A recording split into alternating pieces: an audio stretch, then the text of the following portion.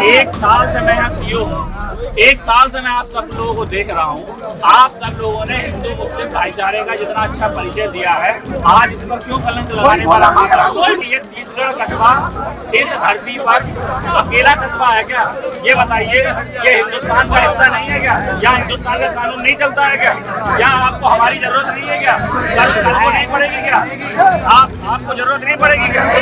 फिर क्या खाना जो भी बन रहा है तो फिर कानून अपने हाथ में लेने में क्यों आमादा हो? जिसने गलती की है कानून उसको सजा देगा। सजा दिलाना मेरा काम है और मैं आपकी आंखों में आगे डाल के हर एक की कहूँ। मैं बेखौफ बिना हेलमेट आप लोगों के बीच में खड़ा था और चट्टान की तरह खड़ा था कि ये सोच कर खड़ा था कि आज कयामत की रात है। मैं देखना चाहता हूं कि आप में कितना दम है। मैं इसलिए खड़ा था कि इस घर पर चढ़ाई करने से पहले आपको मेरा सामना करना पड़ेगा। उस दिन जो किया है उसका परिणाम कानून आपको जरूर देगा। मैं हर आदमी को चिन्हित करूंगा। पुलिस प्रशासन की ना कोई जाति है ना कोई धर्म है, हम सबकी रक्षा करने के लिए हैं। यदि आपके घर पर चढ़ाई होगी तो वहां भी हम इसी तरह खड़े होंगे। मैं आज सब लोगों से बहुत नाराज हूं। मैंने 3 घंटा उस मंजर को देखा है, उस मंजर को झेला, उस मंजर को जिया है। आज आप सब लोग यहाँ आकर कह रहे हैं कि ठीक है साहब बस बहुत हुआ। क्या बहुत हुआ? उस समय कहाँ थे आप लोग? आपने क्यों नहीं कहा कि चलो बहुत हुआ वापस घर चलिए? क्यों नहीं आपने अपने घर में अपने बच्चों को रोक लिया? यदि बच्चे ही थे तो हिम्मत देखिए। वीडियो फेसबुक पर लाइव किया जा रहा है, हंगामे को खुद लाइव कर रहे हैं, अपने खिलाफ खुद सबूत पैदा कर रहे हैं। करिए, कौन थे वो लोग? यदि दूसरे कस्बे के थे तो आप लोगों ने आकर रोका क्यों नहीं? आदाब, नमस्कार, मैं वसीम अख्तर और आप देख रहे हैं the leader Hindi. CO Behri Tejveer Singh बोलते गए, न किसी ने रोका न किसी ने टोका। गर्दनें झुकी थी, मुंह लटके हुए थे, एक एक लफ्ज तीर बनकर सीने में चुभ रहा था। बात ही ऐसी थी जिसका किसी के पास कोई जवाब नहीं था, इसके सिवा कि बच्चे नादान थे, गलती हो गई। लेकिन सीओ कह गए 100-200 बच्चों के पीछे हजारों बड़े भी खड़े थे, उन्होंने क्यों नहीं रोका? क्यों घरों से निकलकर किसी दूसरे घर पर चढ़ाई करने के लिए आने दिया? उस दिन मैं भी ये सोचकर खड़ा था, कयामत की रात है, मैं देखना चाहता था कि आप में कितना दम है। इस घर पर चढ़ाई से पहले मेरा सामना करना पड़ेगा। उस दिन भी कहा था कानून अपना काम करेगा, घरों को लौट जाएं। आज भी यही कहता हूं, कानून अपना काम करेगा। उस दिन जो किया है उसका परिणाम कानून आपको देगा। पुलिस प्रशासन की ना कोई जाति है ना कोई धर्म, हम आपकी रक्षा करने के लिए हैं। कल कोई आपके घर पर भी चढ़ाई करेगा तो इसी तरह खड़े होंगे। पहले आप सीओ बेहड़ी को सुनिए, फिर आपको बताएंगे कि ये बात उन्होंने कहाँ और किन के बीच में कही है। मुझे ये बताइए, जितने यहाँ मतलब हिंदू भाई बैठे, जरा हाथ खड़ा करें, कितने लोग हैं हिंदू भाई? ठीक है। मुस्लिम भाई हाथ खड़ा करें। ठीक, मतलब मुस्लिम्स ज्यादा हैं, हिंदू थोड़ा कम है, उसी रेशो में कस्बे में है भी। अच्छा, मुझे ये बताइए कि सब लोग कह रहे हैं कि बच्चे थे, अब बहुत से फारिश आ रहे हैं साहब बच्चे थे, नादान थे। बच्चे तो 100-200 थे, उनके पीछे जो बाकी 1000, 1500, 2000 में से माइनस कर दीजिए 100-200 वो लोग कौन थे? अच्छा, ईमानदारी से हाथ खड़ा करके बताइए कि जो यहाँ हैं उनमें से कितने लोग उस दिन थे सड़क पर?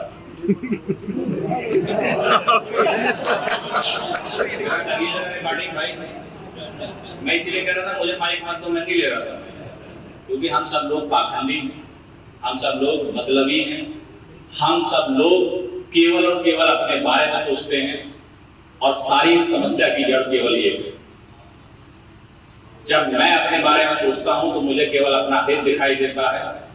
आज भी हम सब लोग यहाँ जितने बैठे हैं सब लोग इसलिए हैं कि हमारा हित दांव पर लगा हुआ है।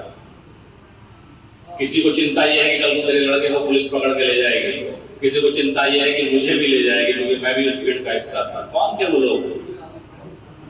मैं तो एक एक के चेहरे को पढ़ रहा था, एक एक की आंखों में आंखें डाल कर देख रहा था कि क्या ये जुनून आंखों में उतर आया है, कहां से ये सब आंखों में लोगों के खून उतर आया है, क्या है ये सब?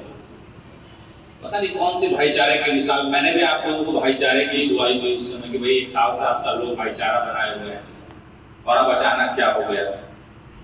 तो अचानक क्या हुआ बताइए, कौन से वो लोग? यदि आप लोग वो नहीं है जो यहाँ इस मीटिंग में है कि उस दिन थे, तो आप लोग यहाँ क्यों हैं? बताइए मुझे। आप अपने घर बैठिए आराम से, आपको क्या भाईचारा बनाने की चिंता है?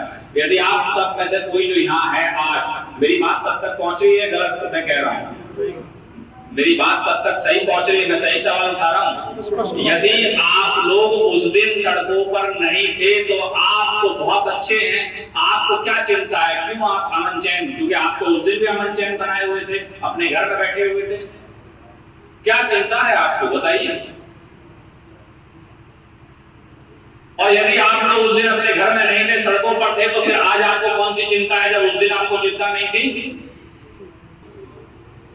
मैं यहाँ अपने घर से 250 किलोमीटर दूर नौकरी कर रहा हूँ, मेरठ का रहने वाला हूँ, यहाँ मैं पत्थर खाने के लिए आया हूँ आपका। मेरे बीवी बच्चे नहीं है, मेरा घर परिवार नहीं है, मेरी पुलिस, प्रशासन, एसडीएम साहब, हम सब लोग हेलमेट लगाकर सब लोग आपके बीच में खड़े हैं। क्यों भैया आप पत्थर मारेंगे हमें, क्यों किसी घर पे चढ़ाई करेंगे। कानून का शासन नहीं है इस देश में। मैं उस दिन भी यही सवाल कर रहा था, आज आप कानून की दुहाई देने चले आए हैं, आज आप नाबालिग बच्चे की दुहाई देने चले आए हैं। कहां थे आप लोग उस दिन। ये भीड़ में से 10 आदमी भी उस दिन आकर उस हजारों के भीड़ को पीछे धकेल देते तो मैं मानता, 4 लोग केवल मेहनत कर रहे थे उस दिन, और मैं उनको भी इसलिए रोक रहा था कि भाई आप हथिया रहे हो, इनको धक्का मार कर धमका के भेज रहे हो, कहीं ये उल्टा और एग्रेसिव ना हो जाए, रिएक्शन ना हो जाए। बताइए हाजी गुड्डू, बताइए वसीम भाई, कितनी बार आपको रोका मैंने। मैं बेखौफ बिना हेलमेट आप लोगों के बीच में खड़ा था और चट्टान की तरह खड़ा था कि ये सोच कर खड़ा था कि आज कयामत की रात है, मैं देखना चाहता हूं कि आप में कितना दम है।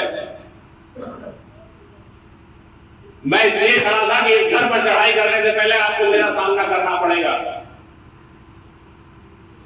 कहां थे आप लोग सब जो हाथ उठाकर अभी आपको उपस्थिति दर्ज करा रहे हैं, क्यों नहीं उस दिन आप सब लोग निकल कर आए।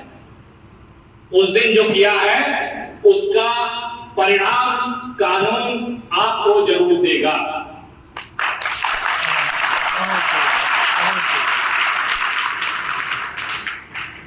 अभी बड़े मियां कह रहे थे साहब जितने हो गए उतना बहुत है, क्यों भाई, मैं हर आदमी को चिन्हित करूंगा।